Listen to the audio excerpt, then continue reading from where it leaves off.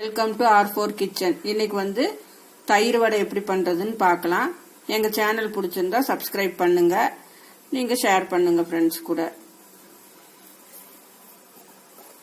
ஒரு கப்பு உளுந்து எடுத்து ஊற வைக்கலாம். தண்ணி ஊற்றி ஒரு 2 மணி நேரம் ஊறட்டும். ஊறினோன்னா மிக்சியில் அதை அரைச்சிக்கலாம்.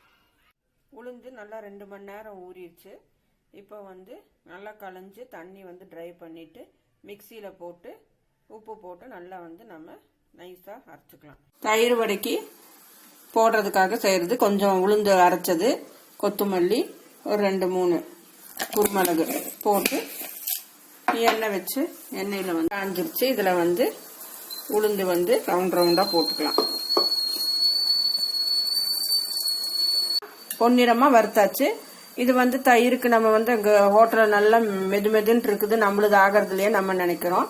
இந்த மாதிரி நீங்க பண்ணி பாருங்க. தயிர் வந்து தண்ணியில போட்டுடணும் வறுத்தது.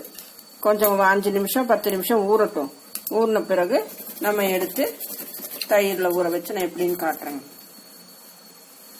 தண்ணியில போட்டது நல்லா ஊறிடுச்சு.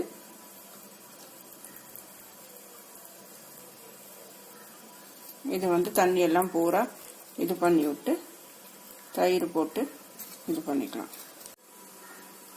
பெப்பர் கொஞ்சம் இது மேல போட்டுருங்க. போட்டுட்டு கொரியாண்டர் போட்டுருங்க. பூந்தி இருந்தா பூந்தி இது மேல தூவி விட்டுருங்க. அவ்வளவுதான், தயிர் வடை ரெடி ஆயிடுச்சு. நீங்க இப்ப சாப்பிட்டு பாருங்க. கொஞ்ச நேரம் ஊறினாலே அப்படியே அந்த உள்ள வந்து ஊறி நல்லா இதா இருக்கும். நீங்களும் இது செஞ்சு பாருங்க.